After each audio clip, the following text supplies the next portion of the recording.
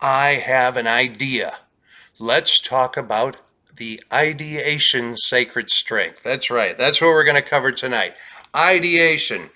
Ideation is part of the strategic thinking domain. And I'm going to tell you right now, I do not have ideation high. It is my number 27, in fact. So this is like not exactly in the basement for me. It's not down in those shadow strengths really, but it's starting to get dark. It's kind of going down the basement stairs, if you know what I mean. That's where ideation is for me. Now for my wife Kim, she has it at number 13, which is kind of on the edge of her sacred strengths up there, and she does use her strengths going down about 15 or so. She uses about her top 15. But in all honesty, I have to be yeah, I have to be straight with you and tell you, I don't hear her talking about using ideation a lot. That's not something I hear her connecting with a whole, very often. So I think generally speaking, we can kind of say for both of us that this is not a strength that we personally connect with and use an awful lot. Um, Having said that, we do coach a number of people with high ideation, and we do work with people with high ideation, and that creates some serious challenges. I will tell you that right now. But let me tell you, let's go into the sacred side of ideation. What is so cool about ideation? As I said, it is a strategic thinking strength, and being that it's people with high ideation love to come up with new ways of doing things, and they do that by focusing on let's say whatever topic. Maybe it's maybe there's a policy that you have that the person has, a company has, on a way to do something, and they've had that policy for a long time. And a person with high ideation is going to come along, and they're going to dissect that, okay? And they're going to look for maybe some flaws or some data that's overlooked that could make this even better. So that's one of the things I think is really cool about high ideation is they're always looking at improving a process. They're always looking at making something better. So something doesn't have to be broken at all. It might be, things might be just flowing and happening the way they're supposed to. No disruption, no downtime. Everything's humming along perfectly. But the ideation person is not necessarily going to be content with that. They're going to want to understand it and see if they can improve it even more. And so that is a wonderful quality. That is such a sacred quality. And that's what I love about ideation. Now, I have some people I work with that not only have high ideation, but they also have like high learner and other strategic thinking strengths. And so that really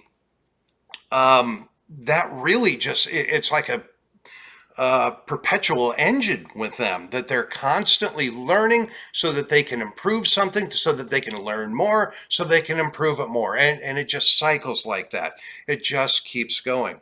So a person with high ideation, it's the other strengths that they have, the other top strengths that they have are going to be affected by the ideation. And let me give you an example of that. High ideation people are notorious for creating more work for themselves because of this process they go through of breaking everything down, analyzing it far beyond what a person without high ideation will do. A person without high ideation is going to trust the process if the process is working, and they're going to roll with it, and they're not going to overthink it. But a person with high ideation is going to break it down and dissect it again and see what they can do to improve it. And it's a process. It's a workload to do that. Now they enjoy the work. I'm not saying there's anything wrong with the work and them doing that. But what they're doing is actually creating work that they can then accomplish through their other strengths. So let me give you an example.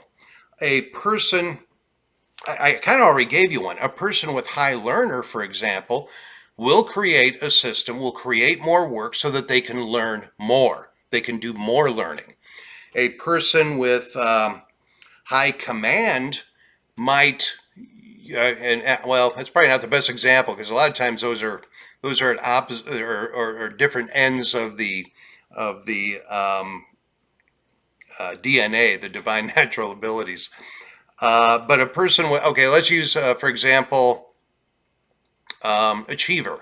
A person with high achiever and high ideation, they're going to create more work for themselves using their ideation so that they can achieve more things. A person with relationship building strengths, let's say harmony, they will create more work so that they can use their harmony skill more. They can use that the information that they're gathering in their process to develop a greater level of harmony in connecting with others. So these are just some of the examples on how a person with high ideation is going to improve things, and it's going to be largely connected to the other strengths they have high in their divine natural abilities.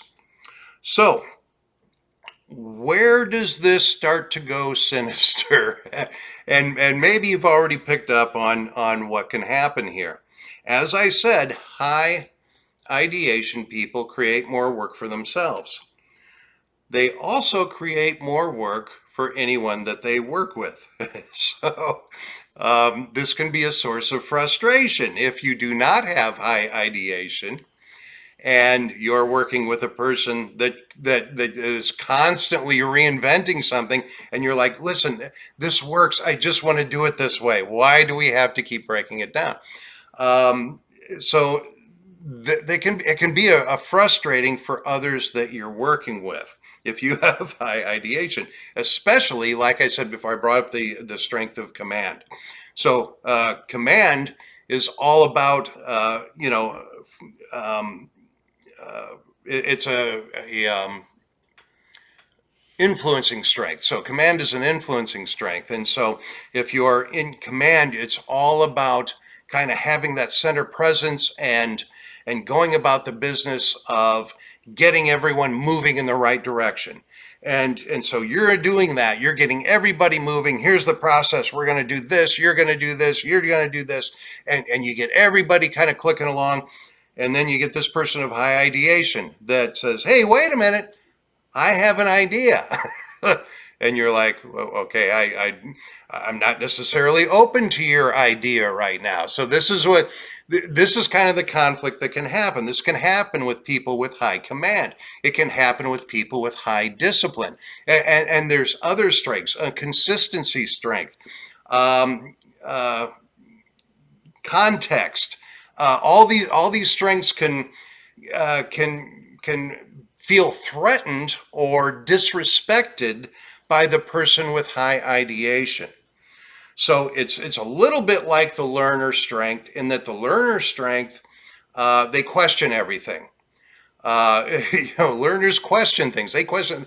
It doesn't matter. It could be a great process, a great way of doing something, a great thing that they enjoy about another person, a great way of moving others forward, but they're going to question it. Ideation is not necessarily asking why you're doing it that way. It's saying, I've got a different way I want to try. I want to do something a little bit differently. So it's kind of the same thing in the person again with high consistency, high context, high demand, high discipline, or command. I'm sorry, and discipline. These are the kinds of things that that could cause some potential conflict with them. They don't really want their ways challenged. These strengths are a little bit more judgy. and ideation is not really judgy at all. It's, hey, let's explore every possibility.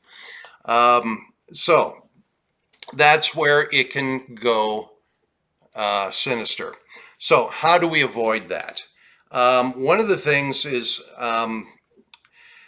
if you do happen to have high ideation, understand that, first of all, your process is wonderful, and don't try to change who you are. I'm not suggesting that at all.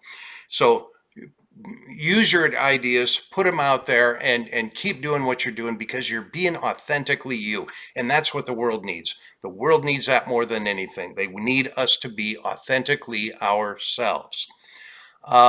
If you start experiencing some pushback from others, there are things you can do to show them that you still value who they are and you value the processes, and say, I do this, it's just my way of trying to make something better. I want to make this better for all of us. And make sure you're working with people on that and not going rogue. I think a lot of times high ideation people, when they get pushback, they start to go rogue. They start to not include others in what it is they're wanting to accomplish or improve upon. And that's when these conflicts tend to really arise. So make sure you're including other people in there, and know that don't get so passionate about it that your passion is what takes over and not the idea. That's when it gets really sinister, is when the person with high ideation, their passion for the idea becomes more important than the idea itself. Stay focused on your ideas because they are of value and the world needs you. The world needs that contribution that you can make. So anyway, I think that's about it. That's the most I can cover about ideation. Again, not one of my high strengths, and not one I use a lot, but one I do run into pretty much every single day. And for those of you that have high ideation that I work with, know that I do love you. Thank you so much for watching, and remember, as always, inspiration starts here.